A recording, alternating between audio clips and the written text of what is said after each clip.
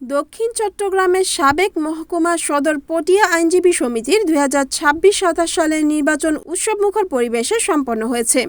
৩০ March সোমবার সমিতির মিলনায়তনে অনুষ্ঠিত এ নির্বাচনে বিনা প্রতিদ্বন্দ্বিতায় সভাপতি নির্বাচিত হয়েছেন অ্যাডভোকেট কবির শেখরনাথ পিন্টু। সাধারণ সম্পাদক পদে বিপুল ভোটে নির্বাচিত হন অ্যাডভোকেট তানজিনা জাহান।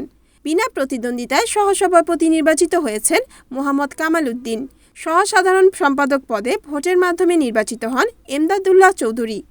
অর্থ সম্পাদক মোহাম্মদ সালাহ উদ্দিন, পাঠাগার সম্পাদক কামাল হোসাইন, সাংস্কৃতিক ও আপ্যায়ন সম্পাদক শাহিনা আক্তার, তথ্য ও প্রযুক্তি সম্পাদক সিরাজুল ইসলাম এবং ৩টি কার্যকরী সদস্য পদে যথাক্রমে অ্যাডভোকেট রফিকুল ইসলাম ওসমানী, আরমান ইসলাম, রাজু দাস বিনা প্রতিদ্বন্দ্বিতায় নির্বাচিত হয়েছেন।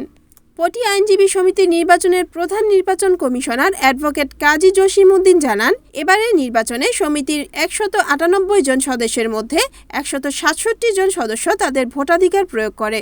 নির্বাচন অবাধ, সুষ্ঠু ও নিরপেক্ষভাবে সম্পন্ন করতে পারায় তিনি সকলের প্রতি কৃতজ্ঞতা জানান। এতে নির্বাচন কমিশনার ছিলেন সৈয়দ নূর মোস্তফা, মুনিরুজ্জাহান মুন্নি। Report Selim Chowdhury, NNTV, Chittagong.